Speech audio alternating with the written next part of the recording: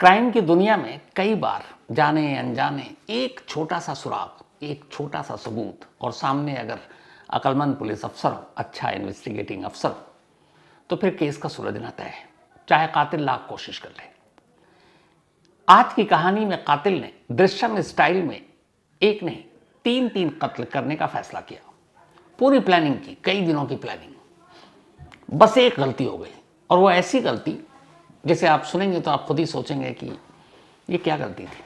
और कई बार ऐसा हुआ है, ये वो गलती है जो मतलब क्राइम से नहीं, नॉर्मली हम में और हम और आपसे बहुत बार हो चुकी है।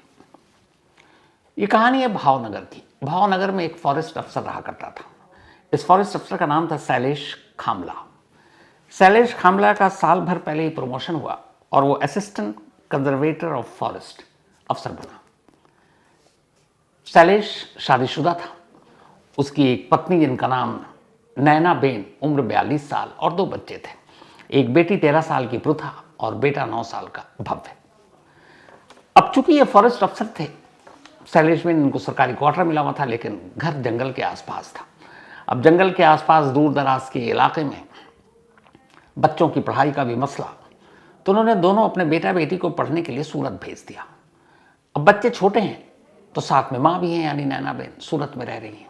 यहाँ क्वार्टर में अकेले शैलेश कामला रह रहे हैं। अब दिवाली अभी जो बीता 27 अक्टूबर को दिवाली के मौके पर स्कूल की छुट्टी थी, तो नैना बेन अपने दोनों बच्चों को लेकर भावनगर आ गए अपने हस्बैंड शैलेश के पास कि सारा परिवार एक साथ दिवाली मनाएगा। 27 अक्टूबर को यह परिवार आता है। इसके बाद एक हफ्ता बीतता है। 5 नवंबर को यह सारा पूरा परिवार एक साथ तक घर में था, लेकिन फिर 7 नवंबर को अचानक शैलेश खामला पुलिस स्टेशन पहुंचते हैं और जाकर कहते हैं कि मेरी पत्नी नैना बेन और दोनों बच्चे, बेटा और बेटी, अचानक घर से कहीं चले गए हैं, गायब हैं, गुमशुदा है, और मुझे नहीं मालूम कहाँ गए। अब पुलिस रिपोर्ट लिखती है, एक सरकारी कर्मचारी, फॉरेस्ट अफसर और एक साथ 3 लोगों का गायब होना। अब पुलिस उसके बाद रिपोर्ट लिखने के बाद जो सबसे पहला काम होता है, आजकल के क्राइम की वजह से जो मोटिव होता है, तो वैसे ही अलर्ट होती है पुलिस भी। उन्हें लगता है कि कहीं कोई एक्स्ट्रा मैरिटल अफेयर, कोई इश्क का चक्कर, मोहब्बत का चक्कर तो नहीं है पति पत्नी के बीच में, पत्नी का कोई अफेयर हो या पति का हो। तो उस चक्कर में इन दोनों के इस अफेयर के एंगल से भी सारी तफ्तीश शुरू होती है। लेकिन फिर पुलिस को पता चलता है कि नहीं, ना शैलेश खामला का कोई अफेयर है और ना उनकी पत्नी नैना बेन का कोई अफेयर है। नैना बेन के घर वालों से भी पूछताछ होती है, वो भी कहते हैं कि नहीं, शैलेश बहुत अच्छा एक हस्बैंड है, एक पिता है। बाकी आस पड़ोस के लोगों से पूछताछ होती है, वो सभी भी यही कहते हैं। फिर शैलेश को भी बुलाया जाता पूछताछ के लिए, तो कहता है कि एक हमारा सिक्योरिटी गार्ड जो कॉलोनी में है, उसने देखा था 5 नवंबर को एक ऑटो पर उसकी पत्नी और दोनों बच्चों को जाते हुए। पुलिस ने वो भी रिपोर्ट में लिखा। इसके बाद उस सिक्योरिटी गार्ड से पूछताछ होती है कि आपने देखा था इनके परिवार को जाते हुए? कहता, साहब मैंने ऑटो पे जाते हुए तो देखा, लेकिन मुझे ये श्योर नहीं हूँ कि उसमें उनकी पत्नी थी या दोनों बच्चे थे। अब चूंकि पत्नी और दोनों बच्चे रहते थे सूरत में, तो इधर बहुत कम होते थे, तो ये भी था कि वो जान पहचान थी नहीं एक कॉलोनी में रहने के बावजूद। पर सिक्योरिटी गार्ड ने मना कर दिया। अब पुलिस को डाउट हुआ कि इस गार्ड ने मना किया और वो श्योर शैलेश कैसे। अब और पूछताछ शुरू हुई। मोबाइल नंबर शैलेश का अब तक पुलिस के पास था। अब पुलिस ने शैलेश के नंबर को खंगालना शुरू किया। जब खंगालना शुरू किया तो एक नंबर मिला पुलिस को, और वो नंबर था एक और फॉरेस्ट अफसर का, और उन फॉरेस्ट अफसर का जो है नाम था गिरीश भाई। उससे कई कॉल किए गए थे 27 अक्टूबर से लेकर नवंबर फर्स्ट वीक तक। पुलिस ने अब गिरीश भाई से पूछताछ की। तब गिरीश ने बताया कि साहब 2 नवंबर को शैलेश ने उन्हें फ़ोन किया था और कहा था कि उनके पड़ोस में बहुत सारा कचरा है घर के पास में, और उन सबको दबाना है, तो एक गड्ढा खोद दो बड़ा सा। तो गड्ढा खोदा गया।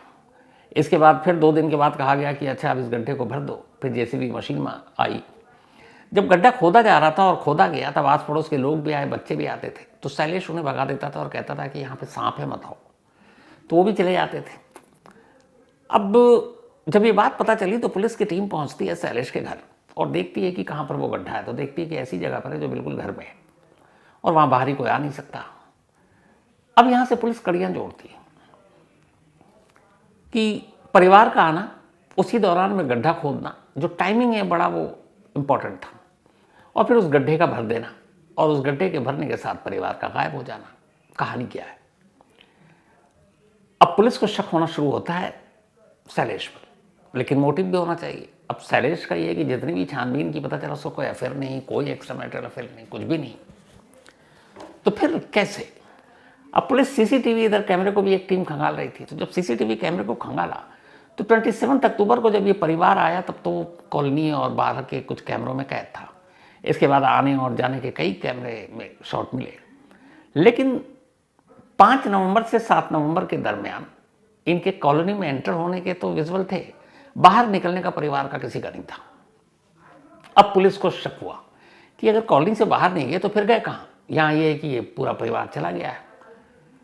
तब फिर पुलिस ने अब नैना बेन के भी मोबाइल की फिर से जांच करने का फैसला किया, कॉल डिटेल और मैसेजेस।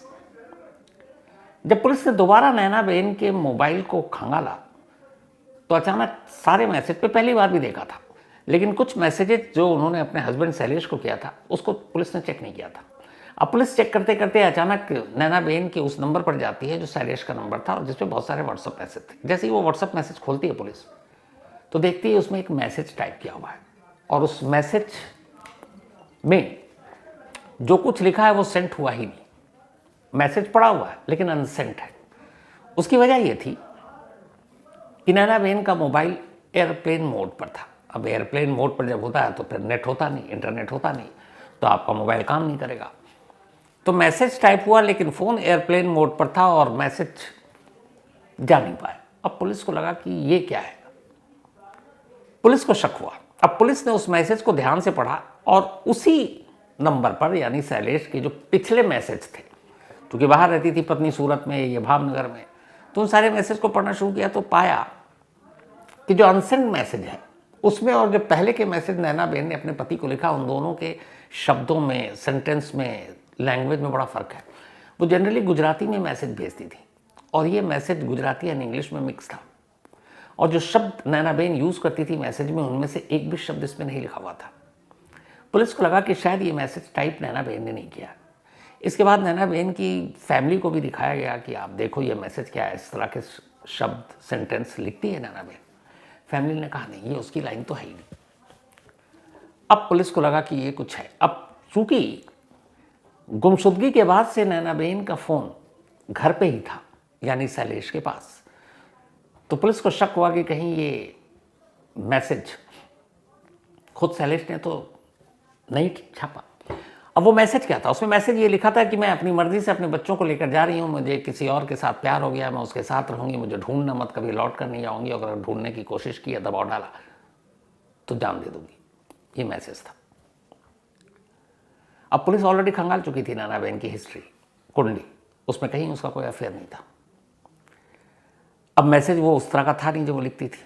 अब पुलिस ने दोबारा शैलेश को बुलाया और बुलाने के बाद बहुत तमीज़ से उससे पूछताछ की, और इस बार जब तमीज़ से पूछताछ की और वो मैसेज दिखाया और बोला, उस मैसेज को जब टाइप किया गया और अनसेंड था, उस दौरान के सारे मोबाइल के CDR और लोकेशन को भी पुलिस ने खंगाला तो पता चला कि मोबाइल लगातार एक ही लोकेशन पर दोनों है, शैलेश का भी और नैना बेन का भी।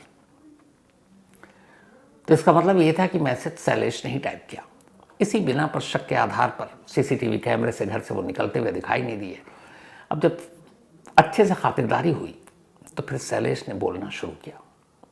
इसके बाद जब शैलेश ने बोलना शुरू किया तो फिर पुलिस के पास एक ही रास्ता था, शैलेश के बताए हुए पते पर जाना। शैलेश ने पुलिस से कहा मेरे घर चलिए। अब पुलिस की एक पूरी टीम शैलेश के घर पहुंचती है। घर पहुंचने के बाद शैलेश अपने घर के पीछे उसी गड्ढे की तरफ इशारा करता है। मजदूर बुलाए जाते हैं, गड्ढा खोदा जाता है। उसी घर में उसी घर के 3 लोगों की लाशें दफन थी। लाशें नैना बेन, शैलेश की वाइफ, लाश पृथा 13 साल की उसकी बेटी, और लाश भव्य 9 साल का उसका बेटा। लगभग लाश बुरी तरह सड़ चुकी थी। पुलिस उसको पोस्टमार्टम के लिए भेजती है और अब शैलेश पूरी कहानी सुनाता है। शैलेश और नैनाबेन के बीच में लड़ाई इस बात पर थी कि नैनाबेन अपने पति के साथ रहना चाहती थी। वो कहती थी कि हम छोटी सी जिंदगी है, एक ही थोड़ी दूरी पर मैं अलग बच्चों के साथ, तुम यहाँ अकेले, तो एक साथ रहते हैं, एक काम करो, बच्चों को यहीं पढ़ा लेते हैं आसपास में भावनगर के, सूरत से लौट आते हैं। लेकिन शैलेश बार बार कहता नहीं, बच्चों का करियर का सवाल है, उनको वहीं पढ़ाओ, अच्छे स्कूल है। और नैनाबेन का ये था कि हमें साथ रहना चाहिए। इसको लेके अक्सर झगड़ा होता। दिवाली की छुट्टी थी, नैनाबेन घर आई, इस बात पर लेकर फिर से तकरार शुरू हो गई। तकरार डेली होती लेकिन फिर बात बन जाती। 5 नवंबर की सुबह उठते ही एक बार फिर नैनाबेन ने यही जिक्र छेड़ दिया कि अब हमें साथ रहना चाहिए, बच्चों को और हम दोनों पति पत्नी को। फिर शैलेश भड़का और इस बार इतनी ज़्यादा बहस हुई और लड़ाई हुई कि गुस्से में शैलेश ने तकिया उठाया और अपनी बीवी नैनाबेन के मुंह पर तब तक दाब कर रखा जब तक कि उसकी सांसें उखड़ नहीं गई। नैनाबेन की मौत के बाद उसके ऊपर खून सवार था। इसके बाद वो दूसरे कमरे में गया। दूसरे कमरे में सो रहे अपने 9 साल के बेटे भव्य के मुंह पर भी उसने उसी जोर से तकिया रखा, उसे मार डाला। इसके बाद वो अपनी बेटी के पास गया। बेटी के मुंह पर भी वही उसका तकिया रखा और तब तक दबा कर रखा जब तक कि 13 साल की उस मासूम प्रूता की सांसें उखड़ नहीं गई। 15 मिनट के वक्फे या अंतराल के अंदर उसने 3 कत्ल कर दिए अपने ही घर में, बीवी, बेटी और बेटा का। जब ये सारे कत्ल किए तब घड़ी में लगभग 7 बज रहे थे सुबह के। अब वो सोचने लगा क्या करूं, हालांकि वो सोच पहले चुका था। उसने एक गड्ढा कराया था, फिर उस गड्ढे को भरवाया था। वो अब वापस जाता है अपने घर के उसी आंगन के पास, उस गड्ढे से चूंकि ताज़ी ताज़ी मिट्टी है उसे हटाता है।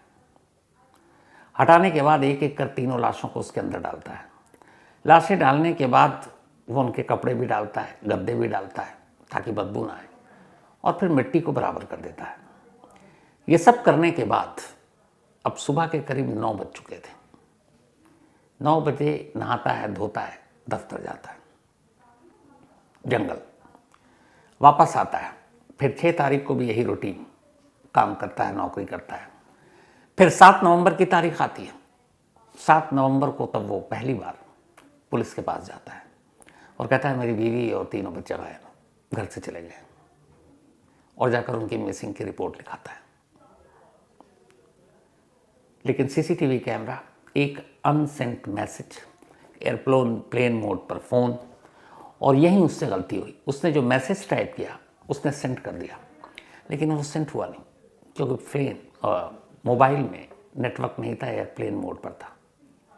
और उसे एक अनसेंट मैसेज से पुलिस को शक हुआ और शैलेश का भांडा फूट गया और इस तरीके से शैलेश पकड़ा गया। जो शुरू में मैंने कहा था, हम लोग कई बार ऐसा होता है मैसेज टाइप करते हैं जल्दी में और सेंड करना भूल जाते हैं, तो उसी बॉक्स में पड़ा रहता है, लेकिन वो नॉर्मल होता, हम आपसे गलती। यहाँ पर एक कत्ल को छुपाने के लिए उसने मैसेज टाइप किया और अनसेंट हो गया क्योंकि फ़ोन पहले से एयरप्लेन मोड पर था, और यही उसके खिलाफ एक बड़ा सबूत और पुलिस को एक बहुत बड़ा क्लू दे गया। क्लू कहने को छोटा सा, लेकिन इसी क्लू के तार को पकड़कर पुलिस इस पूरे केस को, गुत्थी को सुलझा लेती है। अब इस पूरे क्राइम की कहानी में जो सबसे अजीब चीज़ है, जो सोचने पे मजबूर करती है, वो ये कि कत्ल या ऐसे क्राइम बहुत सारे अलग अलग मोटिव वजहों से होते हैं। यहाँ नैनाबेन क्या चाहती थी? सिर्फ इतना कि वो अपने पति के साथ रहे, उसके बच्चे साथ रहे, यहीं पढ़े लिखे, परिवार एक होकर रहे। क्या ये नाजायज़ उसकी ख्वाहिश या मांग थी? बिल्कुल नहीं, शायद। अब ये भी पता नहीं कि शैलेश क्यों नहीं साथ रहना चाहता था, जबकि उसका कोई अफेयर नहीं था, लेकिन वो पत्नी को और बच्चों को अपने से दूर क्यों रख रहा था? सिर्फ इसलिए कि वो बच्चों के करियर और भविष्य को लेकर वाकई चिंतित था, या वजह कुछ और थी? खुलासा अभी होना बाकी है। इस बारे में आगे जांच जो भी होगी, क्योंकि अभी तफ्तीश चल रही है। लेकिन नहायत अफसोसनाक कहानी। तो इस कहानी में आज इतना ही, लेकिन कहानी ख़त्म करूं उससे पहले वही आपको याद दिला दूं, 21, 22, 23 नवंबर, कल से ही, कल फ्राइडे है, पहला है, देन सैटरडे एंड संडे, साहित्य आज तक का रंगमंच सज चुका है, मेला सज चुका है। तमाम दिग्गज साहित्यकार, कवि, शायर, सिंगर गीतकार, लेखक, एक्टर, एक्ट्रेस सभी होंगे। और 22, 23 संडे है 12 से 1 लाइव वहाँ के OTT प्लेटफॉर्म पर मैं खुद मौजूद रहूँगा। हो सकता है कहानी आप लोगों को सुनाऊँ, आपके तमाम सवालों के जवाब भी दूंगा। तो 23 नवंबर को 12 से 1 दोपहर major Dhyan Chand national stadium India Gate के पास आपसे रूबरू लाइव हूँगा, मिलूँगा, बातें करूँगा। तो आइएगा ज़रूर। फिलहाल अब कहानी में इतना ही। मुलाकात होगी कल रात 9 बजे। किसी नहीं कहा